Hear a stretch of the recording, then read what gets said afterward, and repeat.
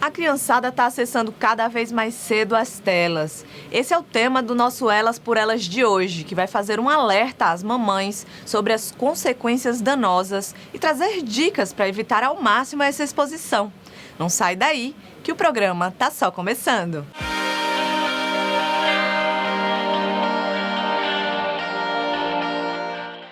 A criançada está cada vez mais acessando as telas, sendo expostas às telas cada vez mais cedo. E o tema do Elas por Elas de hoje é justamente essa exposição e as consequências dela para as crianças, que é tema de interesse de muitas mães, não é? Por isso que a gente trouxe aqui para o estúdio do Elas por Elas a psicopedagoga Savione Tenório. Seja muito bem-vinda. Obrigada, Bárbara. Bom dia. Então, Savione, eu começo te perguntando por que as pessoas andam se entregando tanto a oferecer e expor telas por tanto tempo aos seus filhos? Olha só, Bárbara, eu digo que são várias questões para a gente pensar, né? E primeiro eu quero começar a minha fala dizendo que eu não estou aqui com o olhar de julgamento, né? Nem de apontar para as famílias. Mas a primeira questão é que nós estamos num outro momento social e histórico, e isso tem tudo a ver com o tempo. Então, por conta dessa demanda de tempo, do trabalho, da rotina cada vez mais apertada, então, de certa forma, fica mais fácil, né, capturar essa atenção dessa criança, deixar essa criança mais sossegadazinha com as telas, né? Então, é um instrumento que viabiliza. Eu trago um pouquinho da minha experiência, eu sempre gosto, quando eu tenho algo a acrescentar com o que eu vivo para as entrevistas aqui. Eu moro só com minha filha, né? Então, muitas vezes eu quero fazer algumas atividades de casa e por uma falta de apoio, de não ter uma pessoa do meu lado ali, eu termino me rendendo a colocar televisão. Eu ainda suavizo colocando televisão, porque eu acho que o celular para mim ainda é pior. Eu nem sei se existe um pior do que o outro, se é a mesma coisa. Mas eu termino me rendendo. Eu imagino que tenham muitas mulheres que vivam isso, né? As pessoas sem apoio, sem ajuda de alguém, precisam tocar suas vidas e fazer as coisas funcionarem até pelo bem-estar da criança, porque a criança precisa estar ali num ambiente limpo, organizado, né? E eu acho que é muito isso, não é? Também. E assim, a gente tem opções, lógico, mas toda opção requer um pouquinho de dedicação e tempo. E como você falou, né, um ambiente limpo. Hoje a gente está nessa dinâmica de arruma aqui e tal, pouco tempo para organizar as coisas, mas a gente pode também ter opções, tipo, a criança está ali, ela pode rasgar papel, ela pode mexer com areia, ela pode mexer com tinta, ela pode folhear revista, folhear um livro, ela pode, quando está maiorzinha, trabalhar com recorte, trabalhar com argila, com massinha de modelar, que são materiais simples também de se ter em casa, que não causam, a tinta já causa um pouquinho mais de uma certa baguncinha e tal, mas são materiais que a gente pode trabalhar com a criança. Que ocupa a mente dela, ocupa a mente dela, né? E só que ela está ali produzindo, porque eu digo, o que é que acontece? Essa questão da criatividade hoje também, a gente está com muitas perdas, porque as telas, elas mostram tudo pronto. Eu não preciso pensar muito, né? Tudo que eu quero, eu vou ali e encontro, Às vezes eu não sei nem como usar, mas eu já encontro pronto. E como é que eu vou criar possibilidades, se tudo já está muito prontinho para mim? Eu digo que hoje essa questão sempre gera em relação ao tempo, né? Cadê aquela época que a mãe dava para a gente comer sozinha? Hoje a mãe quer dar na boca, porque para não sujar, para não ter o tempo de limpar. É o tempo que a gente chupava uma manga, que a gente pegava uma coxa de galinha. Então, hoje está tudo tão cronometrado que a gente termina ficando muito no mecânico, né? No mecânico. E mesmo quando a gente tem um tempinho, a gente não consegue sair do automático, porque a gente está tão nesse movimento, né, que fica difícil a gente, né, desconstruir algumas ideias. E eu digo, até no carro a gente chega, cada um tá ali, liga o seu tipo de música. Quem tem adolescente coloca fone e tal, a mãe ouve a música dela, o pai ouve o dele, o filho, mesmo num carro onde todos estão juntos, às vezes um percurso longo, mas não conseguem conversar, se comunicar, né? E é isso que tem prejudicado um pouco nesse grupo. Uma loucura, né, Savione? Mas agora a gente vai dar uma pausa aqui, a conversa já está muito boa, mas agora eu quero ouvir das pessoas, né, como é que elas estão lidando com essa tecnologia aí disponível em relação aos seus filhos, e quem foi procurar saber desses detalhes foi a nossa repórter maravilhosa, Letícia Reis.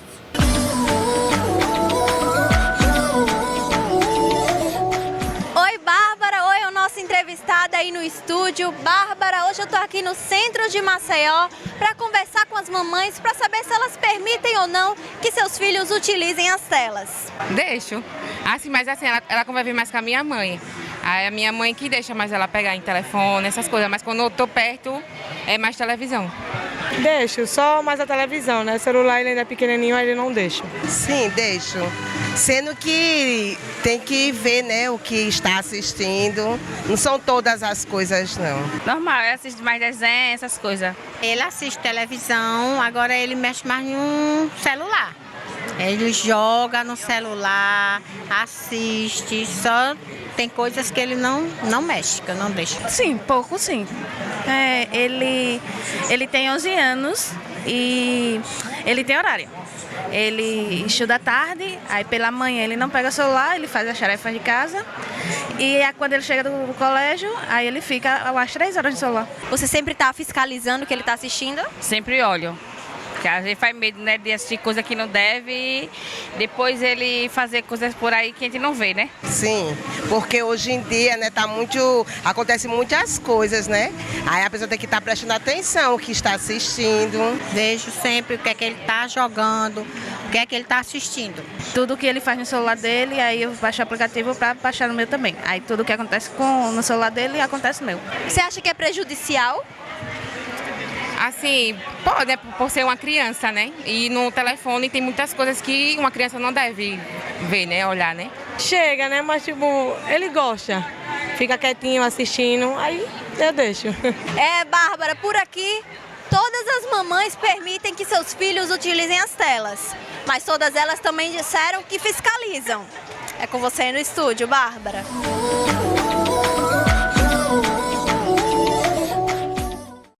O pessoal está se atentando muito para a questão do monitoramento, né?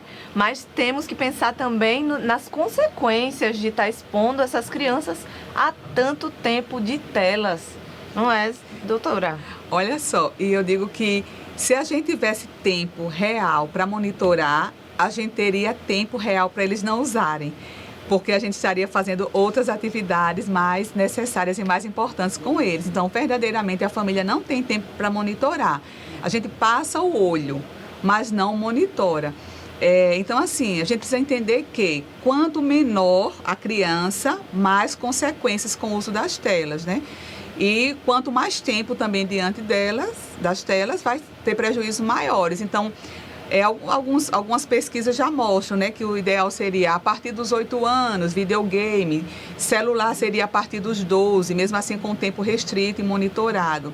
As consequências nós sabemos, a gente estão aí para todo mundo ver e cada vez ampliando mais, mas eu digo, obesidade, falta de atenção, essa quantidade de crianças com TDAH, como a gente diz, né, transtorno de déficit de atenção e hiperatividade, mas é a inquietação, as angústias, as ansiedades, a questão das dificuldades de aprendizagem, né, o pensamento fragmentado, a falta de criatividade, a falta de movimento, porque você está ali, você não está mexendo com o corpo.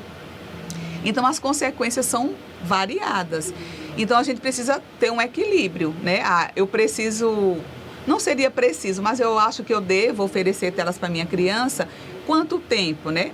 Digo o mínimo possível, principalmente, né, até os 12 anos seria o melhor a gente evitar o máximo, né? E procurar atividades que a gente pudesse desenvolver. Existem alguns estudiosos que falam que a família pode monitorar os avós, os pais, os irmãos mais velhos, mas a gente não consegue. Na realidade, não se consegue, porque nós estamos um pouco aquém deles. Eles estão muito mais nesse avanço.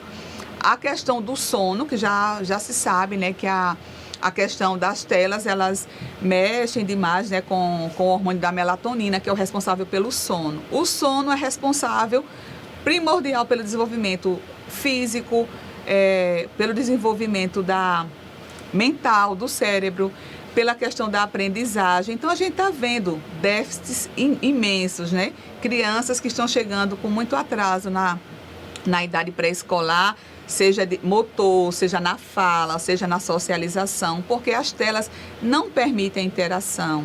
Eu digo, a gente se constitui nessa relação com o outro. E a tela, ela tira qualquer possibilidade de interação, porque cada um está ali na sua, eu não interajo com o outro. A voz da experiência, viu, gente? Ela tá falando aqui com propriedade, que ela lida com isso no dia a dia, ouve mães, crianças chegam na escola e ela vê. Ela estava me contando aqui antes de começar a entrevista que tem crianças que muitas vezes não conseguem nem subir num brinquedo, não teve desenvolvimento motor, muitas vezes por conta justamente de estar nessa posição de inércia ali parado por muito tempo. Isso. E pesquisas tem muitas, eu estava lembrando que em 2016 a gente fazia lá no colégio que eu trabalho um espaço de conversação com os pais. Em 2016, já mostrando, tem a Sherry Turkle, que é uma pesquisadora norte-americana, e ela, desde os anos 70 e 80, é que ela já pesquisa a questão das telas em detrimento a esse processo de socialização, de comunicação real. Então, assim, pesquisas existem, nós não estamos falando do nada, porque existem as pesquisas e existe a experiência prática que nos confirma as pesquisas. Embasamento. As escolas também precisam ter cuidado, não é tirar a tecnologia, mas em que idade?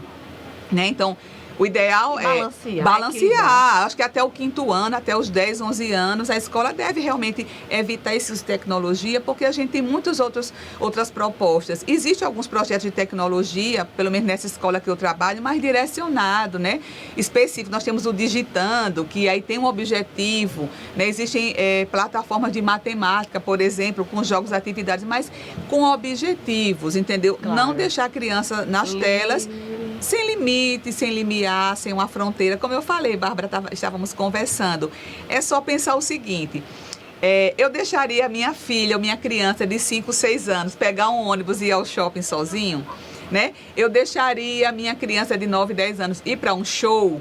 Eu deixaria a minha criança de 12 anos viajar sozinha, sem eu saber para onde ela vai. Ela tem essa autonomia para isso? Não tem. Então, são os riscos reais.